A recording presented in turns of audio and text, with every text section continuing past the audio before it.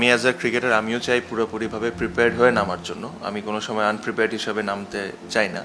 But আপনাদের সাথে এটা কিন্তু মনে রাখতে হবে যে আমরা লাস্ট কয়দিন ধরে দেশের বাইরে কয়দিন ধরে ক্রিকেট খেলছি।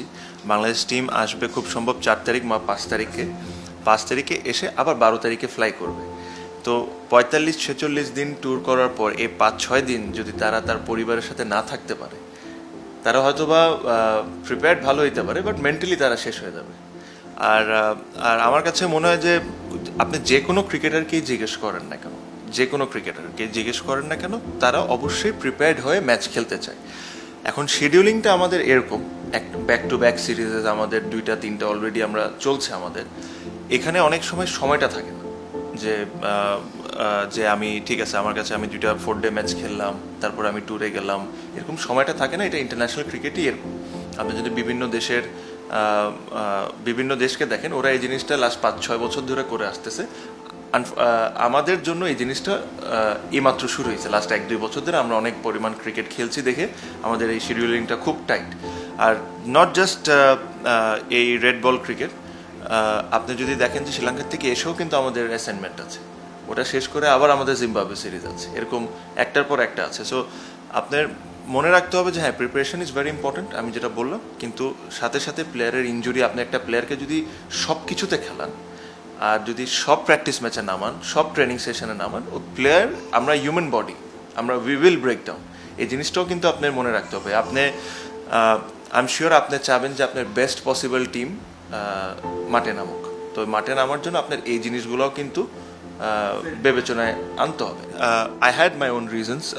আমি এই মেসেজটা কিন্তু আমাদের যখন ওয়েস্ট ইন্ডিজের সাথে টেস্ট সিরিজ শুরু হয় নাই, ওয়ান ডে সিরিজ যখন শেষ হয়, তখনই আমি হেড কোচ আর হাবিবুল বাশার সুমন ভাইকে জিনিসটা আমি ইনফর্ম করেছি। সব কিছু আমি চিন্তা করছি, কি চিন্তা করছি না, সব কিছু পয়েন্ট টু পয়েন্ট আমি তাদেরকে ইনফর্ম করে দিয়েছি। আমার হিসাবে আমাকে যাদেরকে বলার দরকার ছিল আমি তাদেরকে কিন্তু জিনিসটা জানিয়েছি, ওনারা এটা বোর্ডেও জানাচ্ছেন। So it's not a surprise for anyone. First of all এটা আপনাকে ক্লিয়ার করে দিই যে everybody new about this for a long time. ঠিক আছে, যারা টিম সংশ্লিষ্ট, হ্যাঁ, যারা টিম যাদের জানাটা জরুরি, আমি শিওর বোর্ডে অনেককে এ ব্যাপারে জানতেন। তো আমি যেহেতু একটা কথা বলেছি আমার প্রেস কনফারেন্সে, আমার পার্সোনাল ইস্যুসের কারণে I have taken a break from this tour. World ক্রিকেটে যদি আপনি দেখেন, বিভিন্ন জায়গায় বিভিন্ন দেশের সব প্লেয়ারকে কোনো না কোনো ফরম্যাট থেকে কিছুদিনের জন্য ব্রেক দেয়। কী কারণে ব্রেক দেয়? ব্রেকটা এই কারণেই দেয় যেরকম ওরা ফিট থাকুক, যখনই ওরা নেক্সট টাইম অ্যাভেলেবেল হবে খেলার জন্য।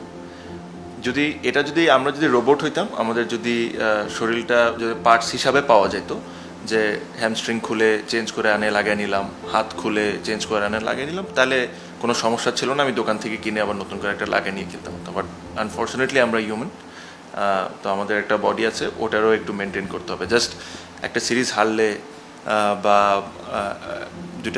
5-6-7টা ম্যাচ খারাপ গেলে এটাকে পয়েন্ট আউট করা, ওটাকে পয়েন্ট আউট করা, এটার ফেভারে আমি কোনো সময় থাকি না। I have played 15 years of cricket.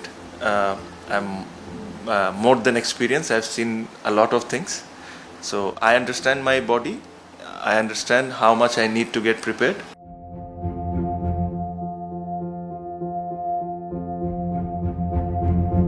আমাদের এখন কারো যদি স্ট্রাইক রেট 118 হয় আর কারো যদি 120 হয়, তাহলে 120 ভালো।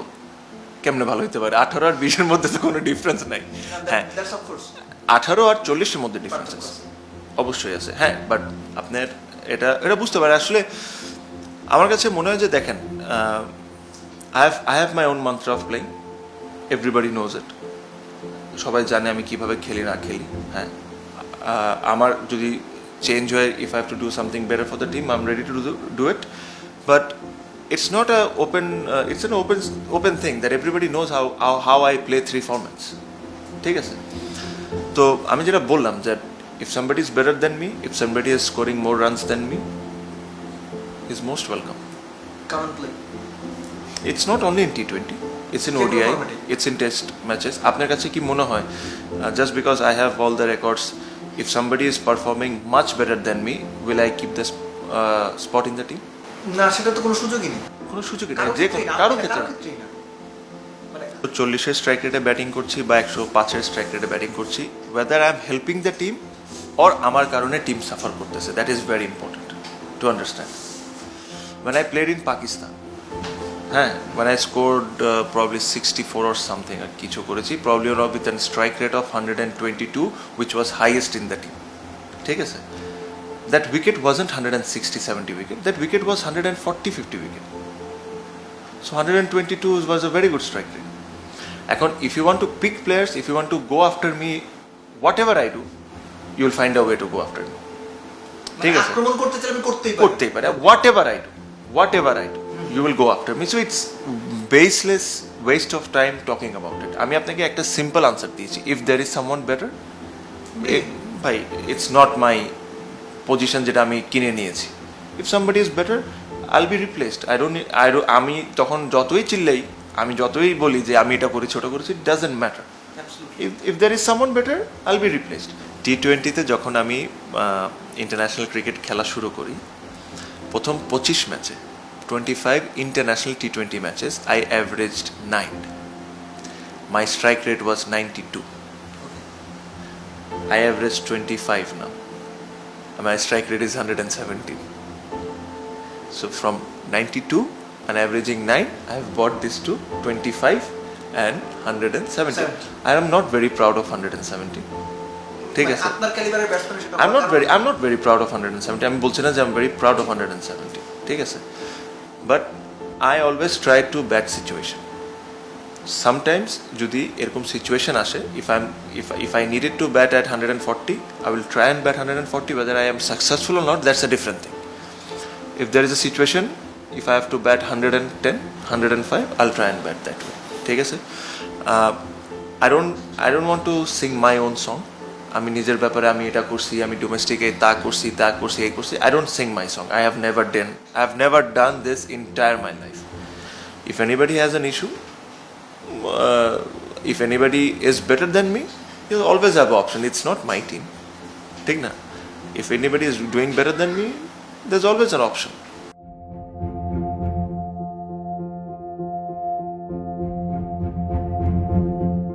যেহেতু বয়সটা আস্তে আস্তে বাড়ছে, এটা তো আপনি ইগনোর করার কোনো সুযোগ নেই। না।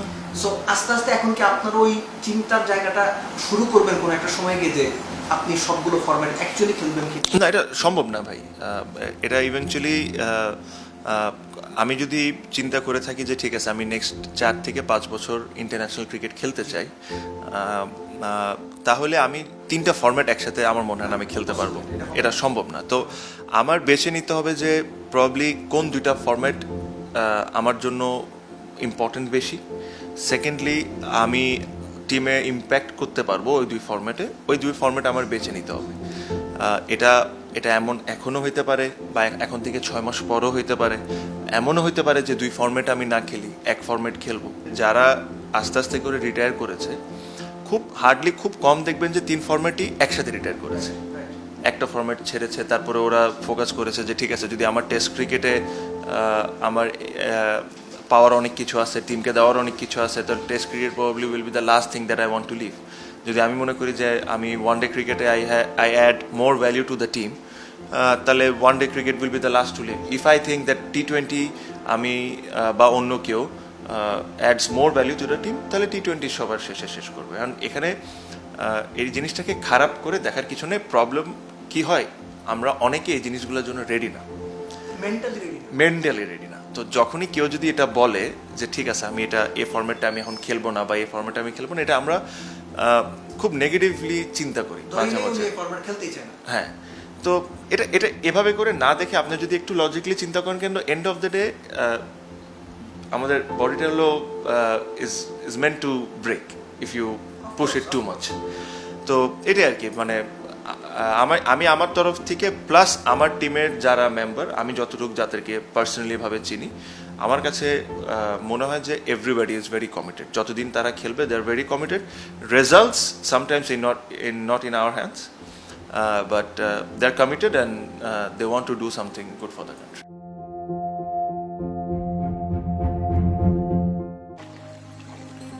গরু ছাগল যেন গাছ খাবার না পায় তার জন্য দেয় বেড়া।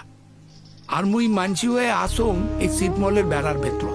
ব্রিটিশ, হিন্দুস্তান, পাকিস্তান দেশ স্বাধীন কত কিছু হইল, মুই এই বেড়ার বাইরত দেখির পানু না কিছুই।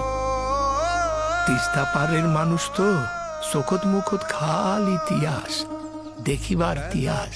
হেলা যাও নাকি? সাবার তো ইচ্ছা অনেক ছিল রে, 83 বছরের বুড়া হলু, শরীরও তার বল পাও না। এলা তোর চোখেই মুই দুনিয়া দেখনু রে।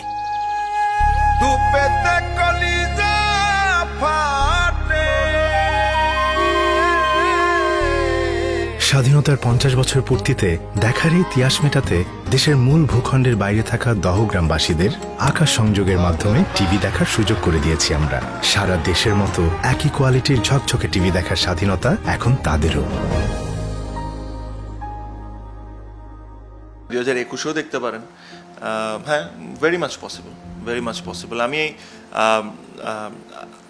আমি অবশ্যই আমার গোল প্ল্যান তো আমি সেট করে রেখেছি। আমি আমি আমি জানি যে আমি কতদিন খেলতে চাই বা আমি কি অ্যাচিভ করতে চাই। দেখেন, এটা একটু বলাটা একটু difficult, but there something in my mind. আমার মাথায় নিশ্চয়ই কিছু একটা আছে, আমি হয়তো আপনাকে এখন ডিসক্লোজ করতে চাচ্ছি না, but there is something, I have planned something that এটার মধ্যে আমি হয়তো বা ছেড়ে দিব। এতটুকু প্রমিস করতে পারি যে I won't push it too much. Yes, I won't push it too much. আমি মানে নিজেকে খুব বেশি পুশ করব না। মানে আমার কাছে মনে হয় যে সেট আ প্ল্যান, যদি এটার মধ্যে যদি সব কিছু হয় ঠিকভাবে, দেন আইল প্রবাবলি লিভ। আর যেটা বললাম যে এক ফরম্যাট আপনি এবছরও দেখতে পারেন বা নেক্সট ইয়ার দেখতে পারেন, you never know. But if I want to prolong my international career, so I have to give away something. I will surprise you. আমি আপনাকে এতটুকু বলি যে sooner or later I will surprise a lot of people. তো ওটার জন্য wait করেন। এরকম যদি কোনো সুযোগ আসে আর আমি যদি মনে করি যে ঠিক আছে এই মুহূর্তে I think it's best for the team, best for myself, for my career, I'll definitely take that decision. And I'm not someone that I'm not shy to take hard decisions. Throughout my career, আমি যদি কোনো কঠিন decision যদি আমার নিতে হয়, I'm not shy to take it. আমি ওরকম, আপনারা জানতে পারবেন আশা করি।